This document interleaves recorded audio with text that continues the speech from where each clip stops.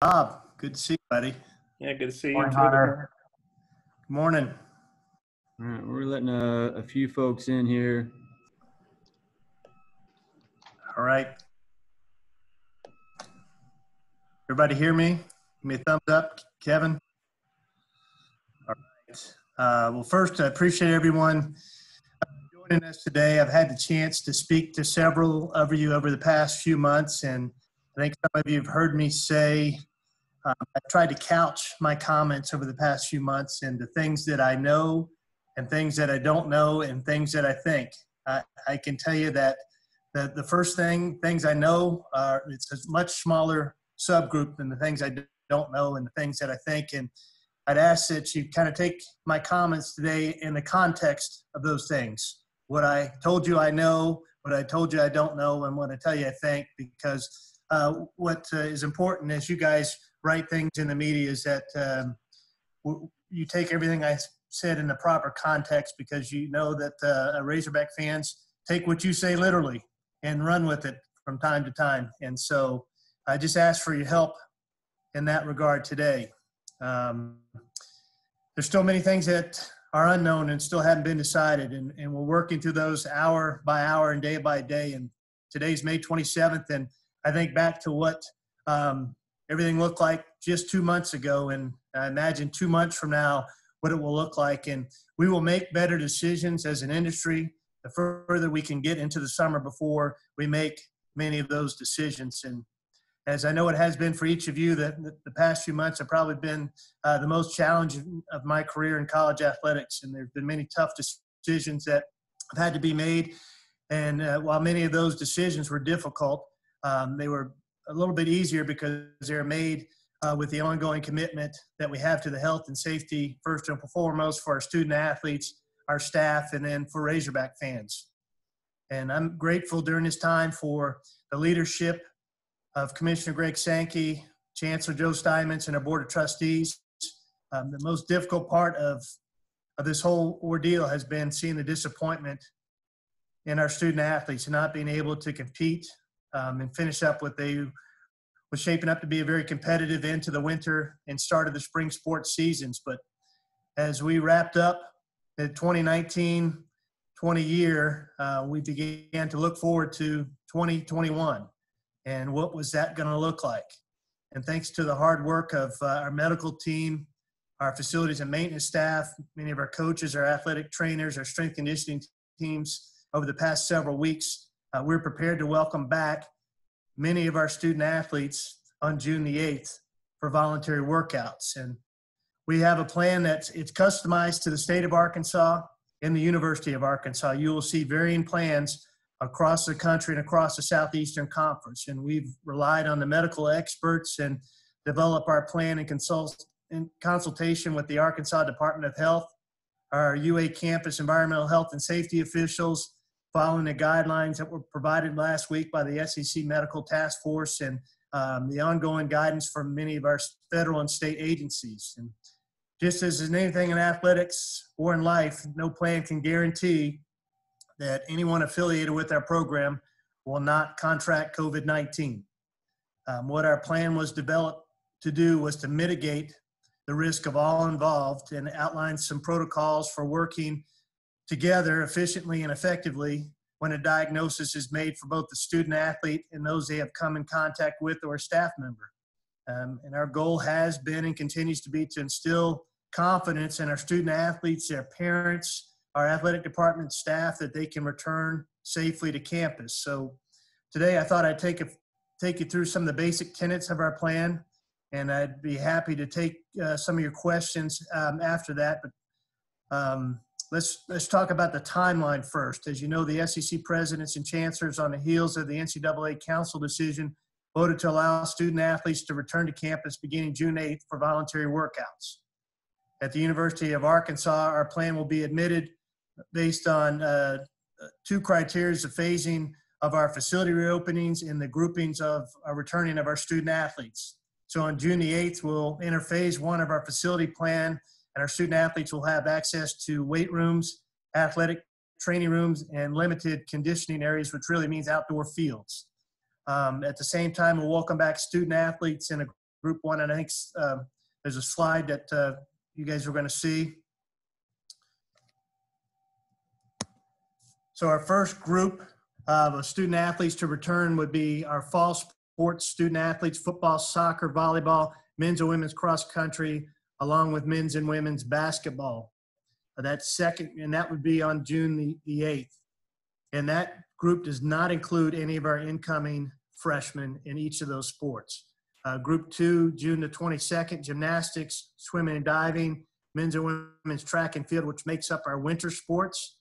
Our third group would be our incoming freshmen for those fall sports, as well as men's basketball and women's basketball on June the 29th. And then that final group would be our spring sports student athletes in men's and women's golf, men's and women's tennis, baseball, and softball.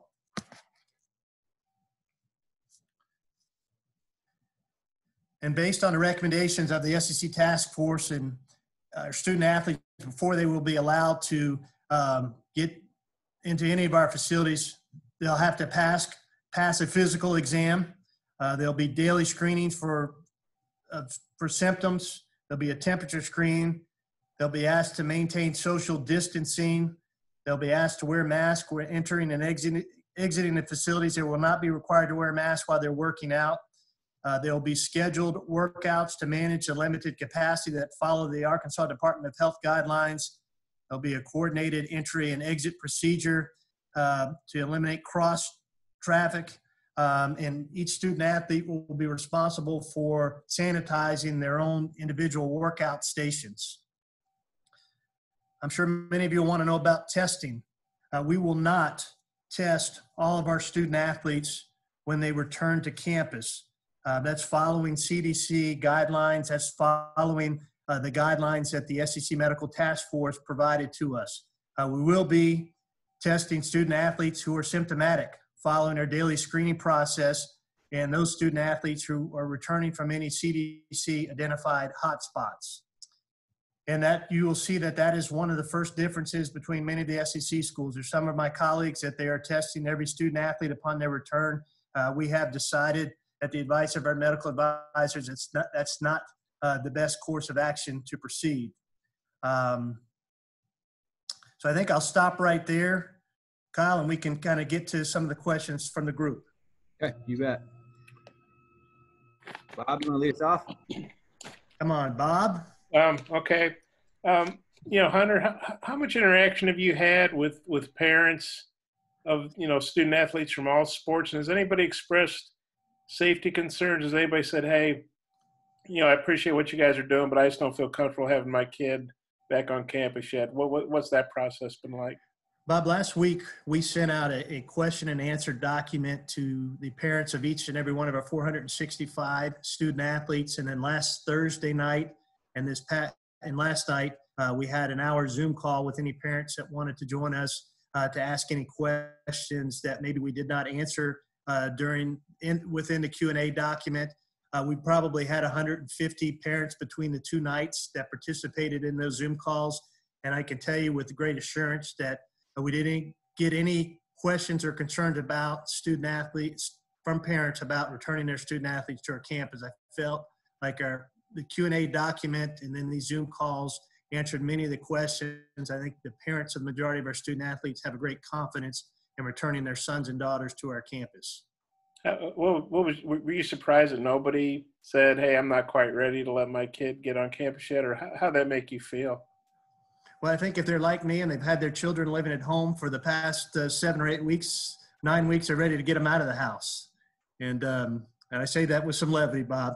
But I thought that, that's what we've tried to do, is create a level of confidence in our plan that parents and student athletes and our staff, as we return to our work environments on campus and our student athletes return to campus, that they had some confidence. And I was very candid with the parents. I told them that there will be a student athlete who will test positive for COVID-19 on our campus. But I think we're equipped to handle that. We have a plan to handle that. And all we can do is mitigate their risk to COVID-19. And there's a great deal of onus that's going to come on the shoulders of our student athletes, those young men and women. And they're going to have to take part in following the protocols and following the plan that we have in place to protect them and those that they come in contact with. Trey? Hey, Hunter. I was curious, and this is a hypothetical. I know you probably love those, but Iowa State brought out a plan to have fans in the stands, 50% capacity, 61,000 seat stadium, 30,000 fans. I was wondering where you guys are in terms of talks with that. Do you foresee fans being in the stands, and what does that look like for you guys, I guess? Well, Trey, I will tell you that our number one priority right now is, and what we're preparing for, is to have full capacity in each of our athletic venues this fall. What I will tell you is that we also have plans in the background, preparations in the background that are being made if we have to limit capacity, whatever that may look like in any of our venues. We have sold approximately 31,000 season tickets for football. We have stopped selling any single game tickets for home or away games until we really figure out what that looks like definitively, because we don't want to sell thousands of single game tickets to our SEC games and then have to refund that money or decide which of those patrons cannot attend the games. And so that's probably the only measure we have taken to date until we really determine what that capacity looks like. And does that look like something with fans entering the stadium? Would that be temperature taken with fans, entering, exit policy, all that kind of stuff, like you had with the athletes and facilities? Yeah, I mean, we're taking a look at from the minute you arrive on campus, and we shuttle roughly 10,000 fans per football game from outlying lots to our stadium. And so, what does that look like from a shuttle bus capacity, and then how do we queue people in line when they arrive at the gate? And do we have just go to a straight electronic ticket where there's not a paper ticket that you provide? How we queue you in line for concessions? I think it's unrealistic to think that we can, especially in the hot of September, that we can take a temperature of a fan that may have walked a few hundred yards to get to the stadium and that be an adequate reflection of whether or not they may exhibit a symptom. So I think that's highly unlikely. Tara. Yeah, so I was wondering about the dorms. Are they open for some freshmen or something to stay there when they get back on campus, or what's the situation? Yes, Tara, there's a select number of residence halls that have remained open for international students and other students that have needed to remain on campus. Campus has never been officially closed, and so we're working with our Office of Housing when our freshman student athletes are able to come in for voluntary workouts, that they would have a place to stay on campus. It may not be the same room that they're going to be in when the fall semester starts in August, but there will be on-campus housing provided to those freshman student athletes.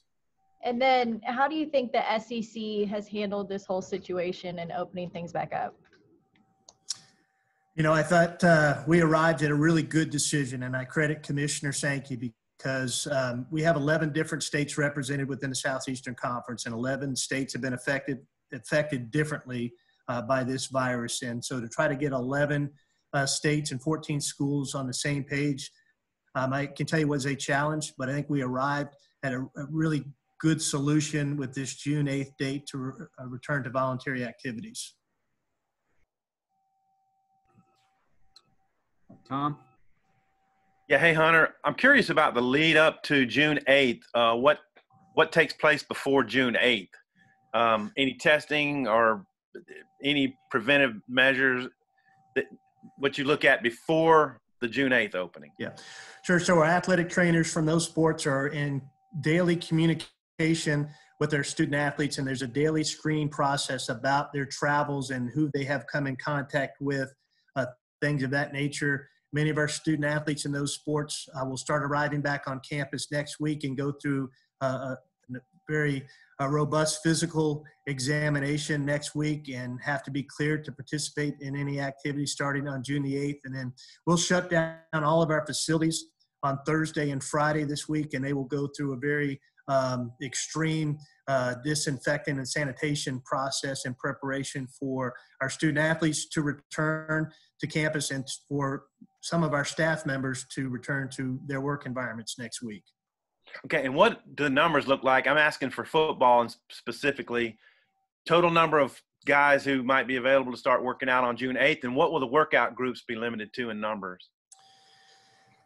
Those numbers, and I don't have those in front of me, but they'll follow the Arkansas Department of Health guidelines. So I think our groups will be, I think if I have this right, Tom, is about 16 in number in the football weight room at a time, and we'll use the upper and lower space. You know, we have the indoor and we have a weight room below, and we have the weight room upstairs. So those will be limited to 16 at a time. I think you will find that the majority of our returning football players will return to campus in time for the volunteer workouts on June the 8th.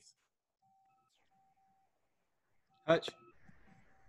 Tom, I you're think muted. all the questions that I had were asked already. Okay. Tom, we'll come back to you. Tom, you're muted if you had another question. Oh, am I open now? Go ahead, Tom. Yeah, go ahead. Yeah. Your contact with the folks at Nevada and Notre Dame, what has that been like in terms of preparing for Nevada to come in and for you guys to go to Notre Dame? I think much of what we're going through on our campus, Nevada is planning to be here on September 5th, and we're planning to be at Notre Dame on September the 12th. And whether there's limited capacity in any of those venues, it still remains to be seen. But we're all still planning to have those games.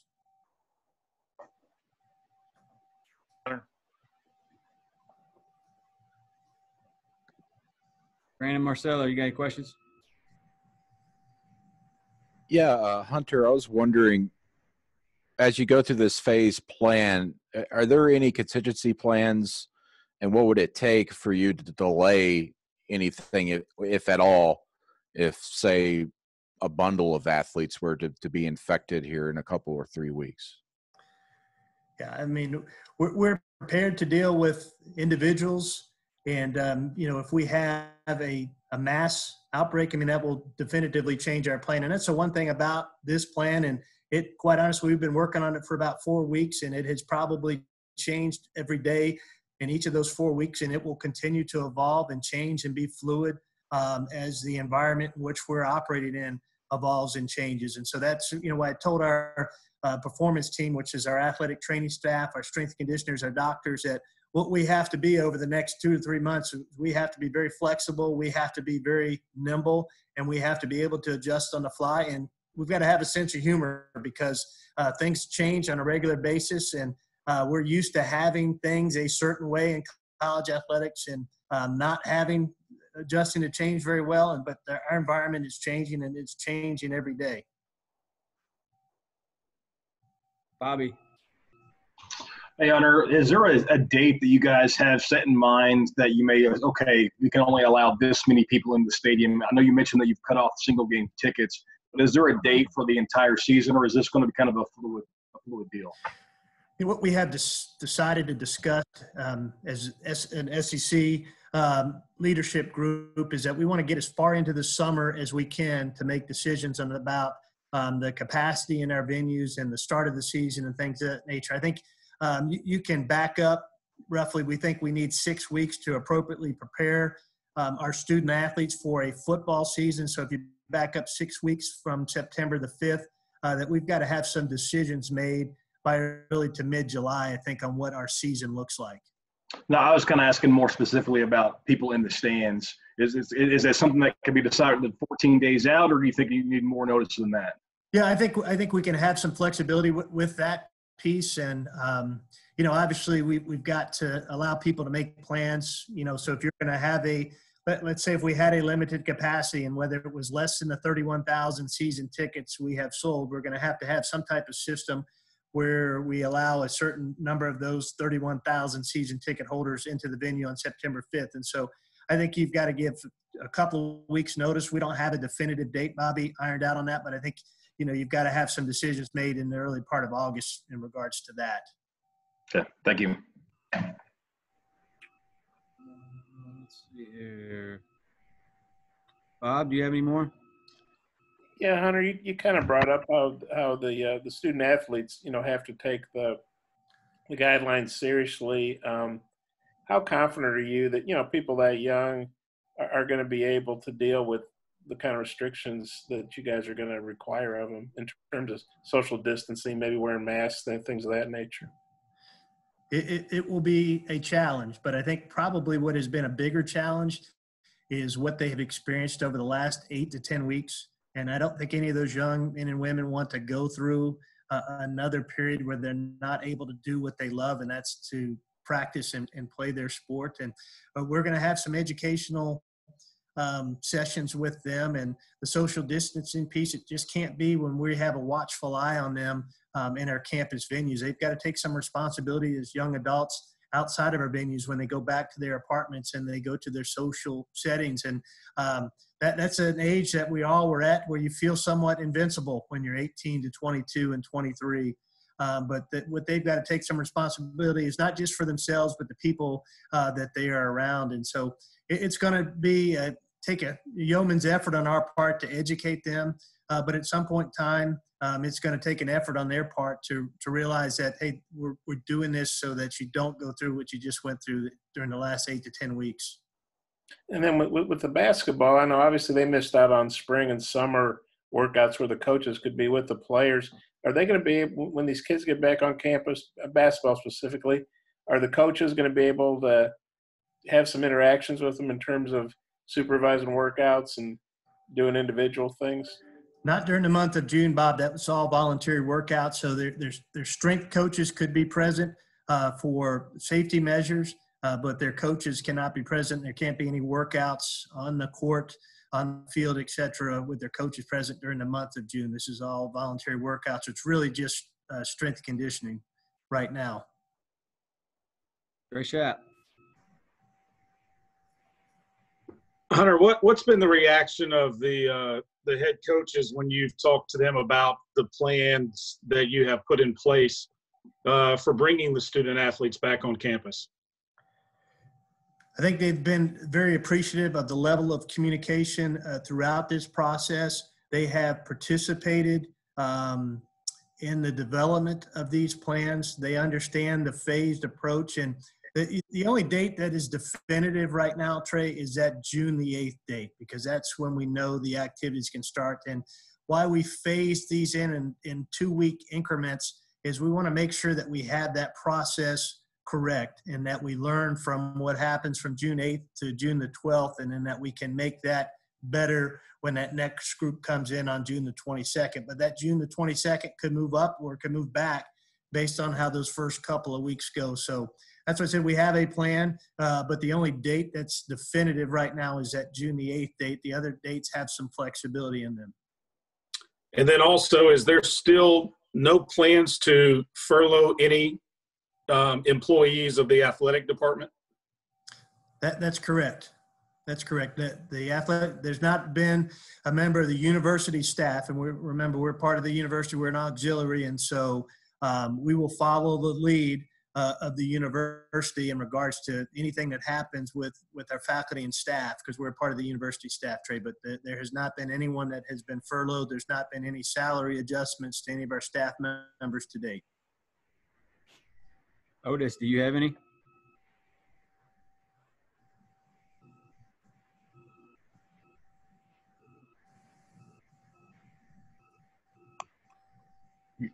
I'm on, Kyle. Otis, do you have a question? Yeah, can you hear me now? Yes, sir. Okay, on June the 8th, you said the returning players, but on the June the 29th, we're like the grad transfers. Can they come in June the 8th? Not the ones that were on campus like Frank's and them, but I'm talking about the other kids that were grad transfers. Can they come on in June the 8th, or do they have to wait when the incoming freshmen come on the 29th?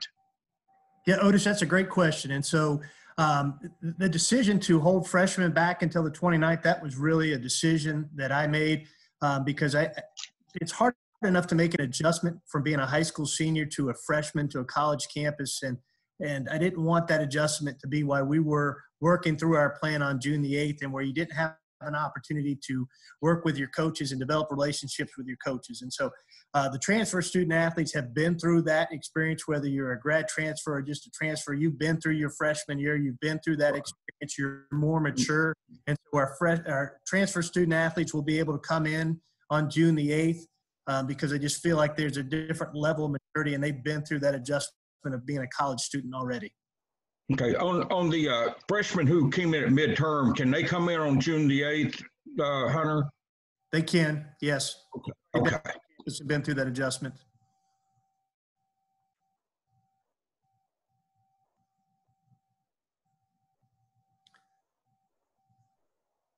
And we mentioned before that every plan's tailored. Our plan is tailored to the University of Arkansas and the state of Arkansas, and I think you'll find that varies amongst our SEC colleagues. That there's some that are going to welcome their freshman student athletes on June the 8th.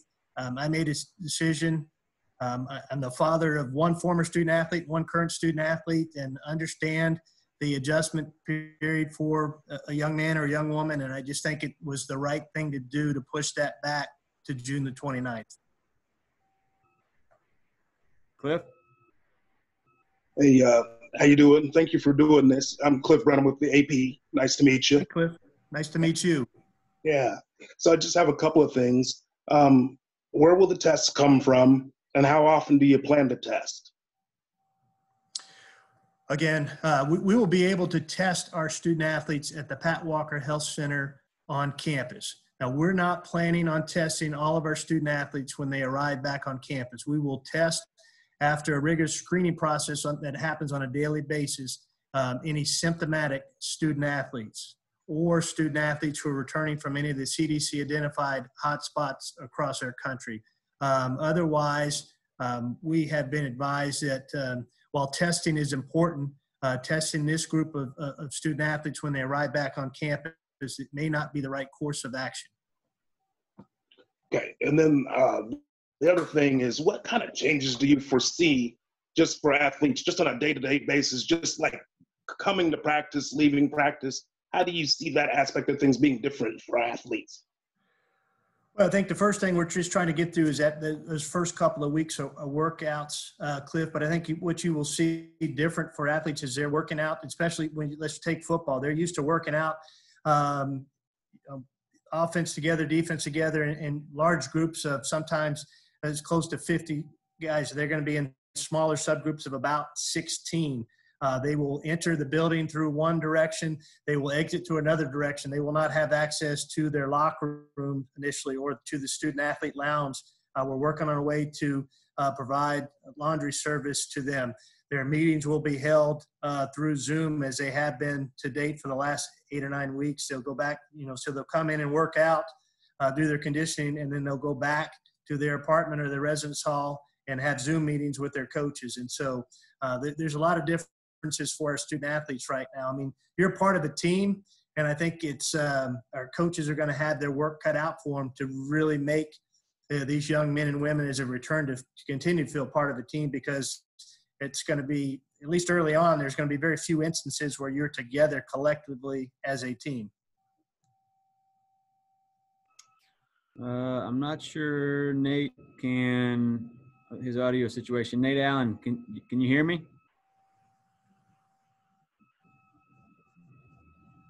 Okay.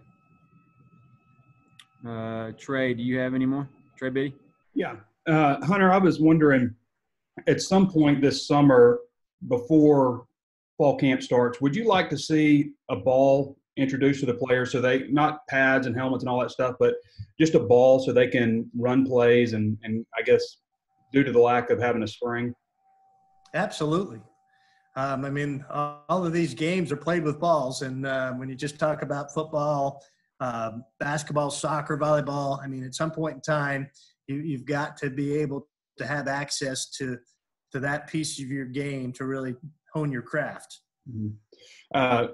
Most people probably don't know that that's not allowed in the summer, but has there been talks with different groups about, that possibility, and what does that sound like? There have been, and I mean, it's not that these young men and young women can't have balls. Like if they have, if Felipe Franks has a football and he gathers his receivers together and they find a place to throw balls, they can have access to balls. We just can't have oversight of that. Our coaches can't be involved in that process. But I think you'll see the leaders of all of our teams, football, soccer, volleyball, men's or women's basketball, they'll take some onus on themselves to figure that piece out. Run it back over to Tom. Do you have any more? Yeah, Hunter, best case scenario for starting fall camp. What's that date? Well, I mean, I think the best case scenario is that we have some type of work that happens with our coaches and instruction with our coaches in mid-July that leads into the start of fall camp, which was originally scheduled for, I think, August 4th or 5th, Tom. So coaches have some access to work with these young men in mid-July, and then that bleeds into what the original date to start fall camp was. The cost of sanitizing the facilities, have any idea what that rough number looks like and what it does to your budget? I don't have an exact figure on that, Tom, that I feel comfortable providing for you today. But we will make the appropriate budget adjustments to make sure that the safety, health, and well-being of our student athletes and staff is taken care of. And then there'll be an added expense as we welcome fans back into our venues to appropriately sanitize and disinfect our venues prior to and after every game and even during the course of the games. Nikki. Hi, Hunter. Let's say a student athlete tests positive. Do you quarantine that athlete for 14 days and then also all of the athletes, let's say in their workout group? How do you handle that situation? Is Dave England on the call? I don't think so, Hunter. Is he on there, KT? Yes, I'm on here. Dave is our director of sports medicine. Nikki, I'm going to let Dave answer that question for you, if that's okay. Yeah, Nikki. Of course, the athlete that tests positive would be quarantined, and there's a big discussion on the contact tracing stuff about what is close contact. With the workout groups and the masks that we're wearing, that's going to take out a lot of individuals. I would foresee that if an athlete tests positive, that probably the people that's been in close contact with him, there's like a rule, it's a 6-foot rule for 15 minutes. That is one guideline. It's very vague, but I would foresee the roommates of that athlete for sure being quarantined along with them. Thank you. Matt Jones. Hey, Hunter, what is or maybe Dave, you're the best one to answer this. What's the threshold as far as the temperature? You mentioned that they would have to have a fever to be checked for the virus to be tested. What's that threshold? 100.4, correct, Dave? Yes, sir. That's our directive from the Department of Health is 100.4, and along with the screening, I think Hunter did mention that with the daily screening is for our athletes coming in to work out in the weight room, there will be daily temperature checks on that. And you mentioned that there are hot spots and the athletes coming in from out of country. Will they be in any type of isolation or quarantine when they arrive on campus? Some of those athletes that's been coming in from the hot spots have either come in here early or whatever, but with the Department of Health, if somebody's coming from a hot spot, they have to contact the Department of Health themselves, and then they are required to be in quarantine for 14 days.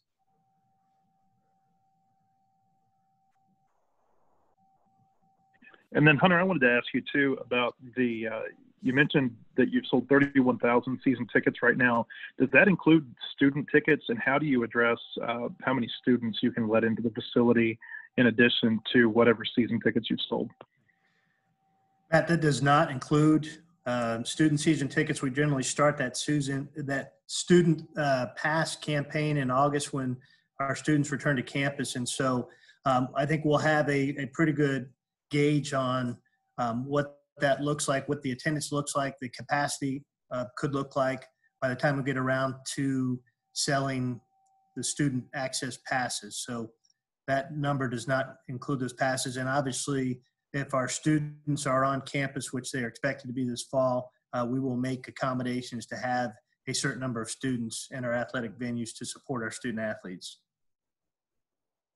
This one from the request line, Hunter. Nate Allen emailed me with his question. That answer leads into this question. If the UA does not open for classes on campus, can you foresee any circumstances that football would be played? Well, that would be a decision that Chancellor Steinmetz and I would work together to make. I'm not going to back myself in a corner to say yes or no on that. The Chancellor has been dead set and is working feverishly to make sure that our campus is open with students on campus, and our student athletes are just at their students first and foremost. And so whether there is or is not a scenario where we would play football without students on campus, that's yet to be determined. All right, running out of time here. We've got probably 3 or 4 more questions. Bob, do you have any more? Yeah, Hunter, you know, I kind of forgot. Sons are part of the program. Obviously, you got a son on the team, and I think your other son's a GA. Obviously, you're the athletic director of the whole department, but do you think that gives you maybe some special perspective from a parent's perspective when you're dealing with the parents? Because you have a kid on the team too. Well, I deal with their mother on a regular basis, asking me questions about how we're appropriately preparing the facilities for her one son to go to work and for her other son to start working out again. She really could care less about what I'm doing at the Broyles Center and how sanitized that is. I'm just kidding, Bob. So, no, I think it does give me a different perspective. And I said that is how I made the decision about freshmen student athletes not coming in on June the 8th, because, and I think that perspective of being a father of student athletes allowed me to make that decision, because I understand how difficult it is to go through that process as a young man or a young woman. So I do think that lends me a perspective about that, but I'm not treating this plan, our facilities, any differently or in any other nature because my sons are a part of the staff and the team.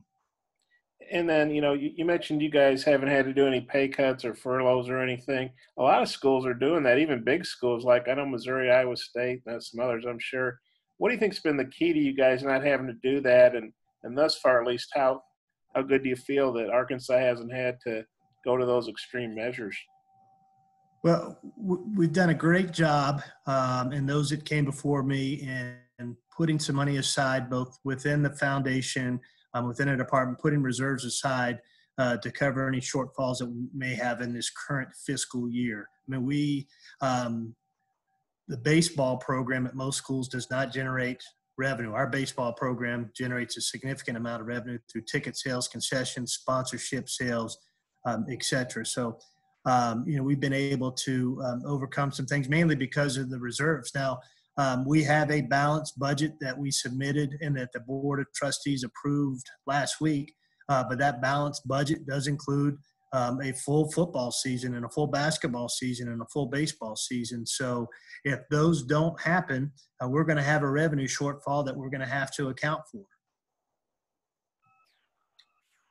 Matt Jones. This is a 2-part question. First, am I correct that the 4 domestic hotspots are New York, New Jersey, Connecticut, and New Orleans?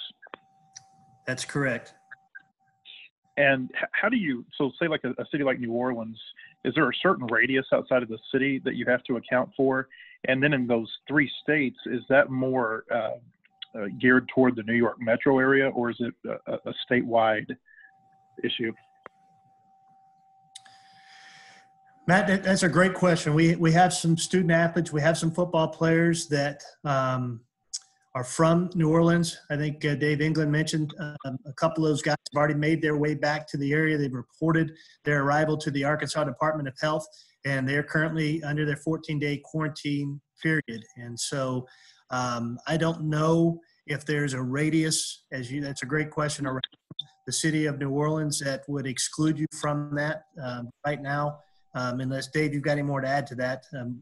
We've included anybody within the metropolitan area of New Orleans.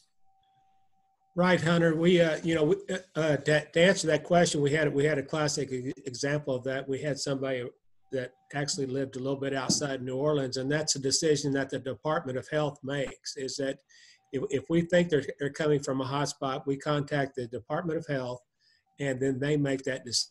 decision whether they're actually coming from the hotspot and have to do the quarantine.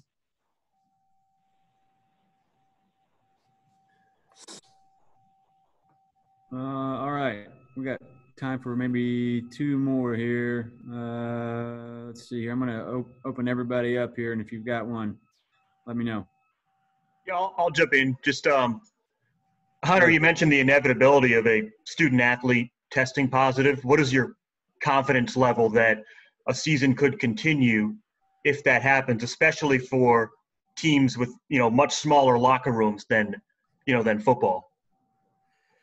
Sure. I mean, that's, as we continue to work through that plan, Kyle, and the social distancing aspect of, the first part of this plan, this first phase of working out and conditioning affords us the opportunity to continue that social distancing practice. When you start practicing soccer or volleyball or football, it's inevitable that there's going to be close contact with those student athletes. And I think what we're all holding out hope for is that we get some better information about this virus in the coming weeks that allows us to return to practice with a greater level of confidence that student athletes wouldn't be impacted. But I can tell you some of the discussions we're having on the football part of it is normally you meet with all of your quarterbacks in the same room.